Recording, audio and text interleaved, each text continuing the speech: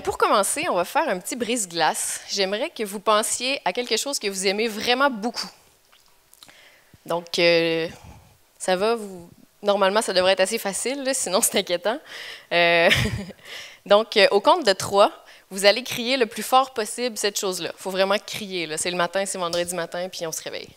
Donc, au compte de 3, 1, 2, 3. Les chiens saucisses! Cool! Super! Ouais, chiens saucisses. Ben oui, c'est cool, les chiens saucisses. C'est bien. Je pense qu'il y a assez d'amour dans la salle. L'ambiance est bien installée pour parler d'un sujet super important qui est la philanthropie. À main levée, en fait, ici, qui se considère comme philanthrope? OK, quand même quelques-uns, mais pas tant que ça. Puis je comprends pourquoi. En fait, ce mot-là est un peu... on ne comprend pas vraiment son sens, puis on n'ose pas s'y identifier trop. Donc, moi, je vais essayer de démystifier un peu ce qu'est la philanthropie. On va faire un test. Je ne sais pas si ça va fonctionner. Ah, wow! C'est là? OK, super, génial. Ultimement, la philanthropie n'a rien à voir avec l'argent que vous donnez. Il ne faut pas être riche comme Bill Gates, donner des fortunes. Il ne faut pas non plus devoir dédier toute sa vie au bien-être de l'humanité en s'oubliant complètement comme Mère Teresa. La philanthropie, en fait, ça part d'une attitude. Tout le monde a le pouvoir d'être philanthrope. Et je pense qu'en tant que professionnel du numérique, on a ce rôle-là à jouer qui est hyper important de vraiment avoir un impact dans nos communautés. En fait, la définition de la philanthropie, c'est simplement une philosophie qui met au premier plan l'humanité dans ses priorités. Donc, un philanthrope va chercher à améliorer le sort de ses semblables de toutes les façons possibles, pas nécessairement en donnant que de l'argent. Ça vient en fait du grec ancien philos qui veut dire amour et anthropos qui veut dire homme. Donc, c'est aussi beau que ça, c'est aussi simple que ça. Au contraire de Fight Club, la première règle de la philanthropie, c'est de parler de philanthropie. Et la deuxième règle de la philanthropie, c'est de parler de philanthropie. Moi, quand j'ai commencé à travailler, j'ai travaillé en relations publiques. C'était ma formation, donc un monde assez traditionnel.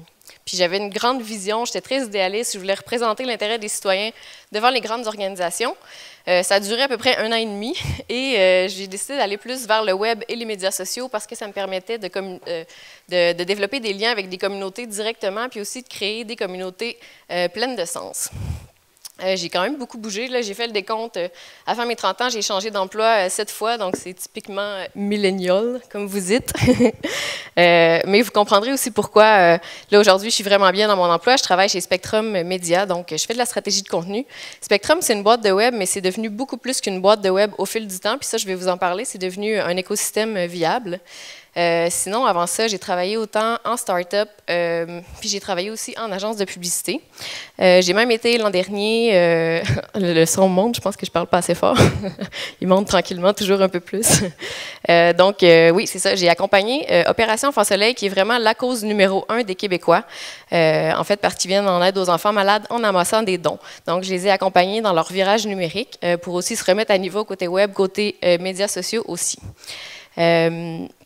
Ah oui, puis aussi la philanthropie, c'est une action du quotidien. En fait, on n'a pas besoin de faire des grandes actions.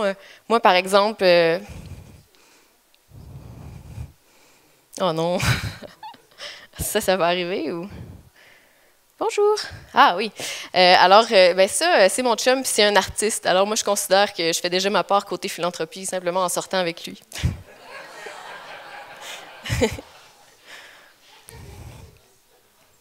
96 680 heures, ça c'est le total que je vais travailler dans ma vie.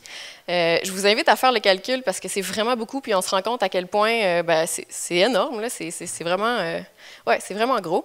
Puis c'est beaucoup trop, en fait, pour pas qu'on inclue nos valeurs dans notre travail, puis qu'on fasse seulement du bénévolat à l'extérieur du travail. Donc, il faut trouver un moyen de développer des actions philanthropiques à l'intérieur de son travail. Puis même qu'aujourd'hui, c'est possible de le faire, on n'est pas en récession économique, je vous aurais peut-être pas dit la même chose il y a 40 ans, j'existais pas, mais en tout cas, je vous l'aurais pas dit. Mais là, aujourd'hui, l'économie va bien, puis c'est le moment de prendre ce rôle-là au sérieux et de prendre notre place. Puis je pense que si on était plus philanthrope, puis si on mettait plus l'humain à l'avant-plan, il y aurait beaucoup moins de burn-out, d'épuisement professionnel. Je ne sais pas pour vous, mais moi, autour de moi, ça tombe comme des mouches, autant dans le numérique que dans différents domaines. C'est comme si le burn-out était devenu presque une étape normale du cheminement professionnel. Donc, si on était plus philanthrope, simplement en commençant avec nous-mêmes et avec nos employés, je pense que ça irait beaucoup mieux dans nos industries puis dans le monde.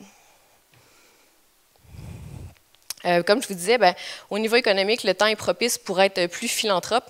On reconnaît en fait la valeur de la connexion humaine. Puis en 2013, Seth Godin a parlé de l'économie de la connexion qui allait remplacer l'ère industrielle. En fait, l'économie de la connexion, c'est vraiment c'est que la valeur se crée du côté humain. C'est plus qu'économique seulement. On a envie de collaborer avec des gens qui partagent nos valeurs, qui ont envie de... C'est pas des gens égoïstes, en fait. On ne veut pas non plus acheter des choses de marketeurs qui veulent nous vendre leur bébelle. En tant qu'humain, en tant que consommateur, on veut faire du sens, autant avec nos achats qu'avec notre emploi, par exemple. Respirez-les, ça c'est ma petite slide pour me dire de respirer parce que j'ai tendance à enchaîner tout mon contenu. Je suis super enthousiaste, un peu nerveuse, donc je vais prendre une respiration. Je vous invite à faire pareil, c'est vendredi, puis ça va nous faire du bien. Alors, OK, on va continuer. Là, vous vous demandez probablement c'est quoi le lien de tout ça avec la philanthropie numérique. Bien, en fait, c'est vraiment la technologie qui a permis de se rendre vers l'ère de l'économie de la connexion, de passer de l'industriel à la connexion. Nous, on a un rôle vraiment en tant que professionnels du numérique parce que le web, les médias sociaux, tout ça, c'est des outils. On sait comment s'en servir. Bon, il y a eu plein de conférences sur la stratégie numérique, mais je pense que c'est le moment de prendre ce rôle-là au sérieux puis de le ramener en mode offline aussi. J'ai essayé de trouver des exemples de philanthropes nouveaux genres. Parce que je pense qu'on associe philanthropie, comme je le disais, soit à Bill Gates, soit à Mère Teresa, mais il y a différents modèles qui sont super intéressants, qui vont montrer aussi qu'être philanthrope, c'est quand même assez cool, puis il faut être un peu badass. Badass, rebelle. J'ai essayé de le dire à la française, badass. Est-ce que vous connaissez Banksy? Banksy? C'est un street artist, un graffiteur, qui s'est fait connaître à Londres. Donc, vraiment, toutes ses œuvres sont reconnues partout dans le monde, mais personne ne sait qui est cette personne-là. Il a réussi à garder son anonymat. Donc, lui, c'est un revendicateur, c'est un activiste, puis il réussit à faire passer ses idées qui sont vraiment liées au mieux-être de l'humanité, en fait. Donc, à mes yeux, c'est vraiment un philanthrope super intéressant. Je vais vous montrer quelques-unes de ses œuvres. Celle-là, vous la connaissez probablement, c'est une des plus connues. Est-ce qu'il n'y a pas de délai, hein? Non? OK, parce que sinon, ce serait bizarre que je parle pas sur les bonnes slides. Donc, on n'a pas besoin de décrire, là, c'est assez fort, ça parle de soi-même. Et celui-là, c'est un peu une satire là, de Walt Disney qui s'appelle Dismaland, de Disneyland en fait, donc c'est Dismaland, c'est assez trash. Et le projet dont je veux vous parler, le plus récent, c'est The Waldorf Hotel. Est-ce que ça vous dit quelque chose? Oui, quelques-uns. Donc, c'est son plus récent projet, puis c'est un hôtel qui a été construit à Bethléem, qui donne une vue sur... C'est la pire vue, en fait, qui peut être offerte aux invités. Les chambres donnent sur le mur de séparation qui a été construit par Israël. Donc, c'est à la fois, oui, on peut réserver des chambres pour vrai, c'est assez abordable. Il y a aussi une galerie d'art, il y a un bar, un salon de thé, puis il y a même un magasin de graffiti. Donc, les gens peuvent aller acheter des bonbonnes puis aller faire des graffitis sur le mur. Donc, c'est vraiment un lieu de revendication parce que Banksy a réussi à amener... l'attention des médias, c'est pour revendiquer en fait que ce conflit-là dure depuis plus de 70 ans déjà, mais c'est aussi un lieu de réconciliation parce que l'équipe de gestion assure vraiment un accueil chaleureux aux Israéliens. Ça, c'est un exemple d'œuvre qu'il y a dans les chambres. Si vous vous demandez encore si c'est vraiment de la philanthropie, en fait, le projet a été financé par Banksy à la base, puis c'est devenu une entreprise indépendante, puis même que les profits vont servir à soutenir des initiatives locales. Donc, en résumé, les actes parlent plus fort que les mots, puis c'est vraiment un bon exemple de ça, cet artiste-là. Donc, il faut vraiment agir, il ne faut pas juste en parler. C'est facile d'avoir des belles idées, de promouvoir des belles valeurs, mais il faut aussi passer à l'action. Une autre philanthrope que j'aime beaucoup, qui est vraiment une inspiration dans la vie de tous les jours, c'est Tina Roth Eisenberg. Est-ce que vous la connaissez? Non? Est-ce que vous connaissez les Creative Mornings? Oui, quand même quelques-uns. Tina, c'est la fondatrice des Creative Mornings. Je vais vous en parler aussi. C'est une entrepreneure, c'est une créatrice aussi, une designer, qui a créé plein de projets parallèles à son entreprise. Puis elle les appelle ses Labors of Love. Elle croit beaucoup au pouvoir de la générosité aussi pour rassembler des gens puis les impliquer dans ses projets. Son motto, c'est Don't Complain, Create. Donc, c'est super inspirant. Les Creative Mornings, en fait, c'est né quand elle est arrivée de la Suisse. Elle se trouvait un peu seule dans son studio de design à New York. Donc, elle a décidé d'inviter des gens dans son studio une fois par mois pour une petite conférence de 20 minutes sur la créativité avec un thème spécifique. Les gens avaient un petit déjeuner, du café, une petite conférence, des questions, puis ils retournaient tous travailler en début de matinée. Puis elle s'est rendue compte que finalement, cette formule-là permettait vraiment de connecter puis de s'inspirer. Puis il y a des gens, même ses amis à elle, qui ont décidé de créer des chapitres dans d'autres endroits à travers le monde. Aujourd'hui, il y en a plus de 170 partout à travers le monde. C'est quand même assez impressionnant. Puis c'est même supporté par des organisations à grande échelle qui croient aux valeurs de cette communauté-là, comme MailChimp, Shutterstock, Squarespace aussi. Quand on y pense, c'est quand même 170 chapitres, des milliers de bénévoles partout à travers le monde. Donc, quand ils décident de se mobiliser pour une cause, ça a vraiment de l'impact sur toute la planète, mais aussi dans les communautés. C'est des gens qui prônent vraiment l'ouverture, la diversité, qui se prononcent sur des thèmes. Quand il y a eu l'élection de Trump, dans toute la communauté, ça en parlait, puis on avait des beaux messages d'espoir de dire qu'il faut encore plus être présent puis promouvoir des belles valeurs. Donc, c'est comme si on avait une famille partout à travers le monde. Puis si vous voyagez, je vous invite à regarder s'il y a un chapitre local. Je pense qu'en France, le plus près, c'est à Paris. Mais c'est vraiment bien parce qu'on sait qu'on va être accueillis, puis on va être stimulé intellectuellement aussi. Là. Donc, à chaque mois, il y a une thématique. Tout le monde exploite le même chapitre un vendredi par mois, le même thème une fois par mois. Donc, Tina, c'est vraiment l'exemple de l'attitude qu'il faut avoir en philanthropie. On peut faire une différence, puis ça commence vraiment par notre attitude. Donc, il faut vraiment croire en ses idées, il faut aller de l'avant, il ne faut pas avoir peur de déranger, parce que souvent, on est la personne qui va demander à... Ça va? OK, j'entendais du bruit. Oui, donc on est vraiment la personne qui va demander à peut-être investir un peu de temps non facturable ou de faire les choses juste différemment.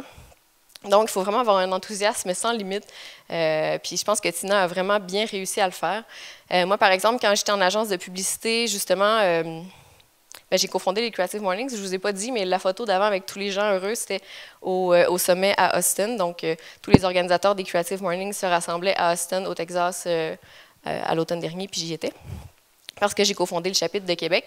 Et l'agence pour laquelle je travaillais m'avait permis de vraiment développer ça sur mes heures de travail, parce qu'ils croyaient au projet, puis c'était des gens de bon cœur. Là. Mais au fil du temps, ils trouvaient ça peut-être un peu long, puis finalement, je me consacrais peut-être moins à des projets qui rapportaient de l'argent, puis là, je me faisais dire « Ah, es-tu vraiment sûr que finalement c'est une bonne idée? » Puis je continuais quand même, puis quand le chapitre a vu le jour dans la ville de Québec, je me suis fait féliciter en me faisant dire par mon patron, bravo parce que tu étais la seule qui croyait. Puis on est super fiers d'être associés à ça. Ça fait une différence dans notre ville. Puis ils ont même continué à s'impliquer longtemps après mon départ. Même qu'après que je sois partie, il y a un employé qui a dit « Ah, il me semble qu'on s'ennuie d'Élise, puis de toutes ces idées fuckées, inhabituelles, on ne savait pas trop où elles s'en allaient, mais finalement, ça faisait toujours du sens, puis c'était stimulant. » Donc, même si au départ, ça peut avoir l'air, c'est un peu intimidant, il faut foncer, parce que finalement, on a juste de la bonne volonté. Et Spectrum, dans tout ça, ça, c'est un petit gif qui a été fait avec le drone d'un geek en fin de semaine passée. En fait, on est allé dans un chalet. C'est notre retraite d'équipe annuelle. Bon, évidemment, il y en a qui connaissent Spectrum, peut-être? Oui, c'est reconnu pour faire des gros parties. Mais aussi, on a parlé de la vision à long terme. Il y a quelqu'un qui fait ça, mais c'est pas à vous, c'est au drone. Je ne sais pas pourquoi il n'aime pas le drone. Puis on a aussi eu connaissance de tous les résultats financiers de l'entreprise, donc de façon très transparente. Les cofondateurs nous ont vraiment expliqué l'argent allait où, puis pour comprendre aussi, pour nous rassurer que oui, on est rentable financièrement, mais qu'on investit beaucoup dans des initiatives aussi que je vais vous expliquer un peu plus tard. Donc, la culture, c'est hyper important pour mettre en action nos idées en philanthropie. En fait, là, il faut faire l'exercice de voir c'est quoi nos valeurs, puis en tant qu'organisation, freelancer, peu importe, c'est de voir ce en quoi on croit, puis pourquoi on est prêt à se battre, en fait. Donc, il faut faire l'exercice de définir ses valeurs. Il faut voir aussi c'est quoi les valeurs de l'équipe, parce que ça ne peut pas être seulement celles des patrons, des cofondateurs. C'est trop important, en fait, pour ne pas impliquer tout le monde. Ça ne peut pas être une seule personne qui gère le côté philanthropique d'une organisation si on veut que ça soit vraiment bien intégré. C'est pour dire que justement, oui, il faut croire en nos valeurs parce que être philanthrope, c'est faire un gros doigt d'honneur au système capitaliste qui vise toujours à faire plus de profit. Donc, ça va être tentant des fois de dire « Ah, finalement, ça nous prend beaucoup de temps, peut-être qu'on pourrait faire plus de projets rentables. » Puis là, de laisser de côté nos belles idées. Il faut vraiment y croire, puis il faut s'assumer. Puis il faut faire des choix aussi parce que on ne peut pas tout faire. Pour Spectrum, ça a été plus le côté sport et le côté entrepreneuriat, mais je vais vous parler du côté entrepreneuriat plus aujourd'hui. Donc, je me suis demandé, c'est quoi être un bon citoyen numérique? Parce que je pense que, comme je vous disais, en tant qu'entreprise ou en tant que professionnel, on a un devoir d'aide, puis on devrait exiger ça de notre industrie. Donc, première règle du bon citoyen numérique. Premièrement, le bon citoyen numérique va vraiment tirer profit du web pour propulser ses causes, pour faire connaître ses idées philanthropiques, mais il sait que le meilleur de la connexion humaine ne se passe pas devant un écran, ça se passe en face à face. Donc, il va rencontrer des gens, il va être présent sur le terrain, il va avoir un impact dans sa communauté locale. Aussi, moi, je vois ça souvent, puis ça me fâche un peu. Quand quelqu'un a besoin d'aide dans notre domaine, de vouloir facturer tout de suite en donnant des conseils, on peut se calmer un peu, on peut donner un peu aussi.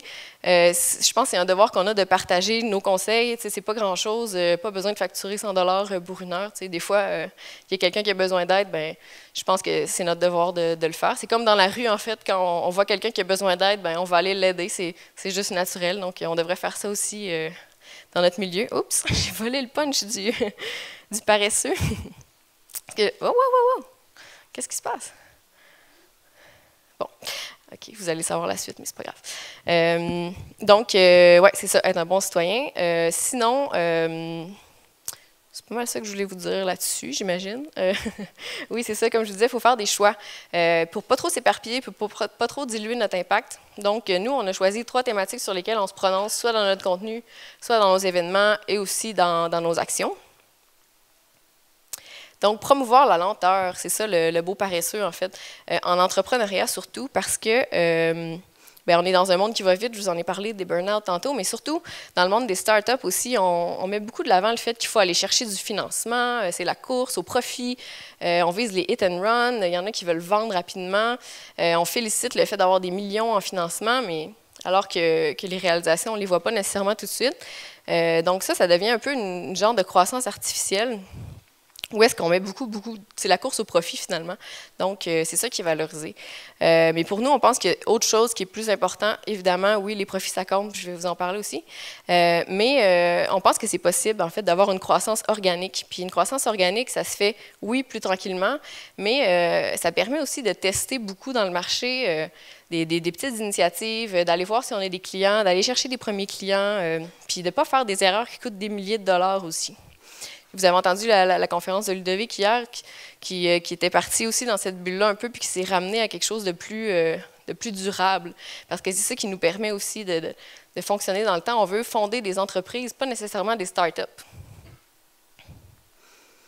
Donc, les profits, ben oui, c'est beau les profits, c'est important même, puis je suis vraiment pas contre les profits parce que moi, je suis justement la personne type là, qui va s'impliquer dans toutes sortes de projets, puis qui va peut-être oublier de développer un modèle d'affaires autour. Donc, je vais pouvoir m'épuiser à la longue à faire ça. Donc, c'est pour ça que j'ai joint Spectrum, c'est qu'il passait beaucoup des idées à l'action. Il y avait un modèle d'affaires aussi très solide.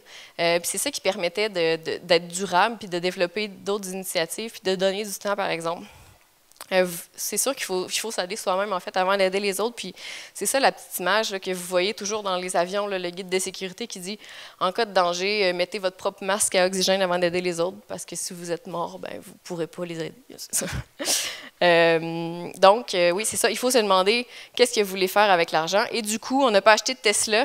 Ça, c'est un peu une blague qu'on fait souvent dans l'entreprise. Peut-être qu'un jour, on ne sait jamais.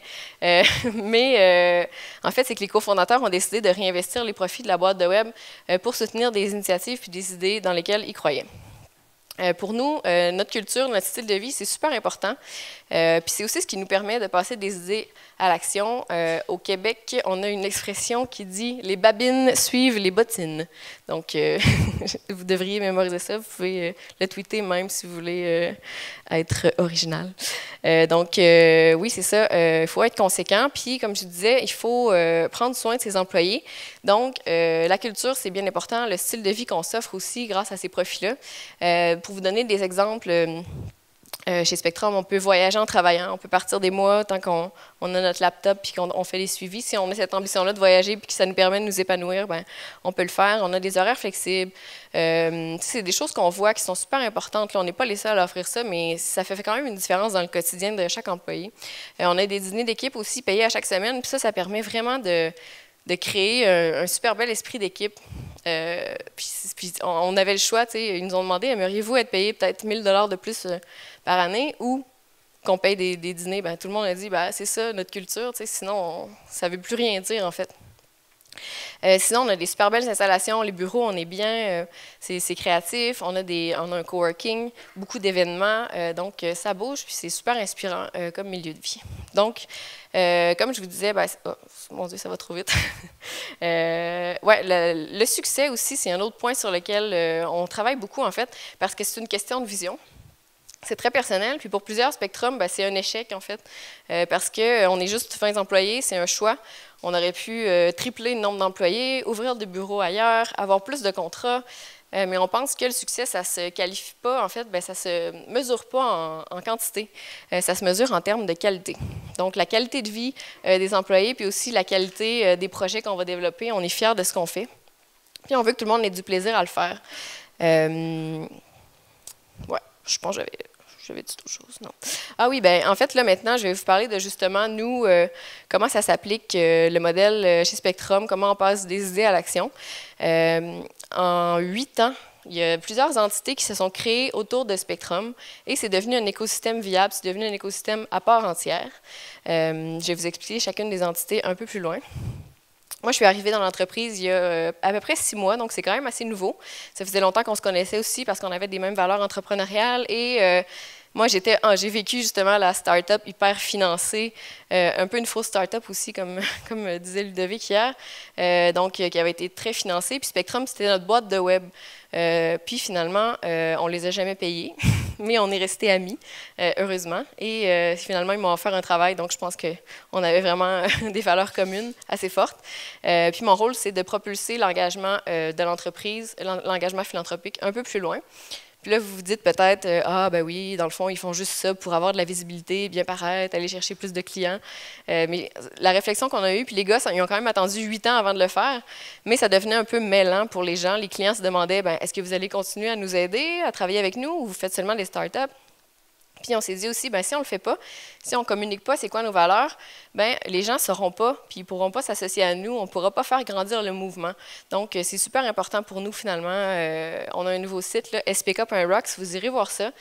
C'est là où on parle justement de nos valeurs, de notre culture, de nos nouvelles initiatives, mais c'est vraiment en développement, là, donc c'est quand même assez nouveau. Donc, je vais parler de chaque initiative. Je vais prendre une petite gorgée d'eau aussi, parce que je ne veux pas mourir sur scène. Donc, Spectrum, il y a certains d'entre vous qui sont peut-être allés visiter il y a peut-être l'année passée ou avant, les délégations, là, parce qu'on fait souvent des événements chez nous, mais Spectrum, c'est une boîte de web et mobile en mode agile à Québec. Donc, ça fait 8 ans que ça existe. C'est vraiment la base de la culture de tout l'écosystème, c'est la cellule mère et c'est aussi le fonds d'investissement, en fait. Donc, c'est comme ça qu'on fonctionne. Oui, on a des clients, on a des heures facturables. De plus en plus, on va chercher le genre de projet qu'on aime avec les clients avec qui on connecte aussi, c'est super important. Mais avec les profits, on les réinvestit dans d'autres initiatives dont je vais vous parler. Juste avant, ça c'est une citation qu'on a dans nos bureaux. Je vais vous laisser la lire, puis on s'en reparle.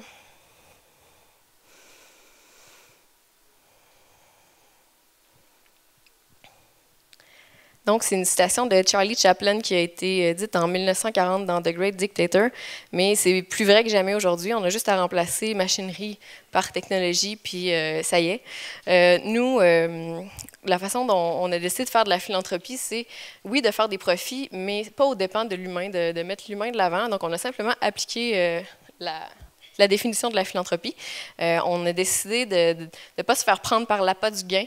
Puis on pense que c'est possible, en fait, d'humaniser l'entrepreneuriat technologique tout en étant profitable. Apollo 13, ça, c'est une autre des entités de l'écosystème SPK. C'est un programme de start-up, en fait, donc un accompagnement de start-up. Je vais respirer encore un peu.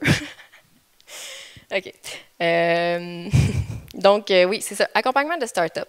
Ce programme-là, au début, ça a vu le jour, ça n'avait pas de nom, ça s'est passé à l'interne, donc par expérimentation.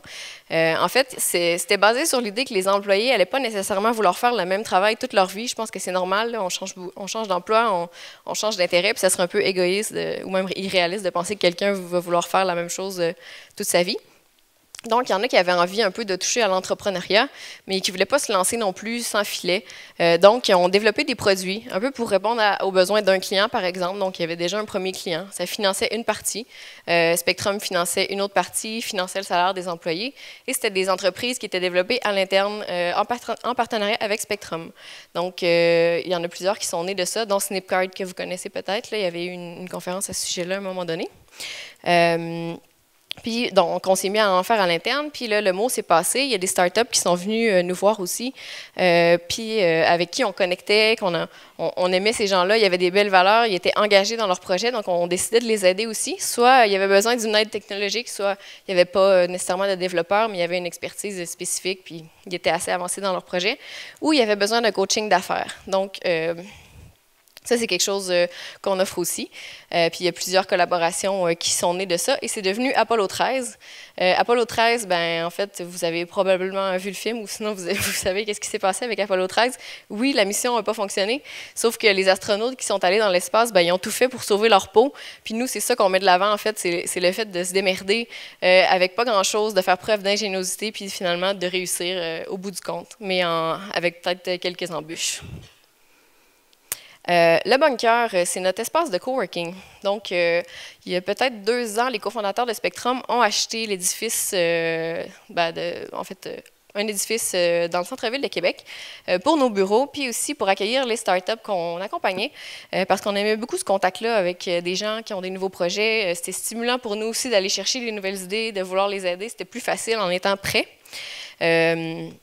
Donc, c'est de là qu'est né le bunker, et en fait, c'est l'habitat de nos spécimens de l'écosystème.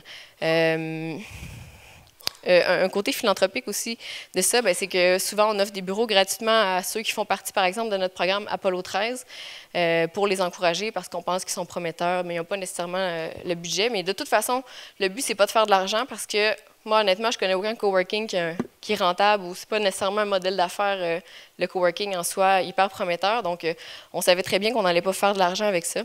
Le but, c'était vraiment de créer une place pour la communauté entrepreneuriale technologique qui connectait avec nos valeurs, puis de créer un lieu où ils allaient pouvoir échanger, tisser des liens, puis développer leurs projets au contact de d'autres personnes super motivées. Donc, c'est de là qu'est né le bunker. Ah, puis d'ailleurs, je voulais dire une petite chose avant. On a eu aussi des offres de financement de cet espace-là. Donc, il y avait des gros organismes qui étaient prêts à payer peut-être 40 000 $ pour financer l'espace durant l'année. Puis nous, après ça, on leur envoyait les gens qui étaient au bunker pour vendre leurs services. Mais on s'est dit non parce que justement, ça compromettait trop nos valeurs, en fait. Donc, on s'est dit, on a décidé de se tenir debout puis de dire, tant pis pour l'argent, mais au moins, on va être indépendant. Académie, c'est le dernier volet de l'écosystème, en fait. C'est notre contribution au monde de l'éducation. C'est la prolifération de nos valeurs à plus grande échelle parce que le changement de modalité, on le sait, ça passe par l'éducation. Donc, on a envie aussi d'avoir un impact dans les écoles. On fait, par exemple, on a développé un programme entrepreneurial dans un cégep qui est comme la passerelle juste avant l'université pour nous. Donc, un programme entrepreneurial où est-ce qu'il y avait un lien avec des coachs. Les étudiants avaient des coachs du monde des affaires, mais qui ne sont pas trop loin non plus dans leur cheminement, qui n'ont pas l'air d'avoir qui n'ont pas l'air d'être inatteignables. Donc, ils étaient en lien avec ces coachs-là toute l'année. Ils développaient leur projet d'entreprise. Il y a un concours de pitch à la fin, puis ils pouvaient venir faire un stage pour développer leur projet d'entreprise durant l'été au bunker chez nous. Bref, la révolution commence sur les bancs d'école, puis pour nous, c'est une façon d'y contribuer. Et maintenant, vous, les gens du Web 2D et de la salle micro, qui ici travaille pour une entreprise rentable et profitable? Il y en a beaucoup, il y en a beaucoup. Donc, je suis certaine, en fait, il y en a qui laissent la main levée plus longtemps. Qu'est-ce que ça veut dire? Elle est très rentable. En fait, ben là, je pense qu'il y en a plusieurs, là, justement, qui sont super impliqués. Puis j'aimerais ça, il vous reste un petit peu de temps aussi à la fin, si vous voulez me parler des initiatives que vous développez. Je pense que c'est inspirant pour tout le monde ici. Mais là, c'est le moment de se demander, justement, qu'est-ce que vous faites avec vos profits? Qu'est-ce que vous avez envie de réaliser? Parce que c'est le moment, puis il faut contribuer à la société. Je pense qu'on a tous le moyen d'être philanthrope. Puis s'il y a une chose que j'aimerais que vous reteniez, ben c'est ça. On peut tous être philanthrope, mais il faut simplement passer à l'action. Et si vous connectez avec nos valeurs, si vous avez envie d'en savoir plus, puis peut-être de développer des collaborations, on ne sait jamais de faire grandir le mouvement, mais ça se passe à cette adresse-là. Écrivez-nous, dites-nous bonjour ou venez me parler, ça va me faire grand plaisir. Donc, merci beaucoup.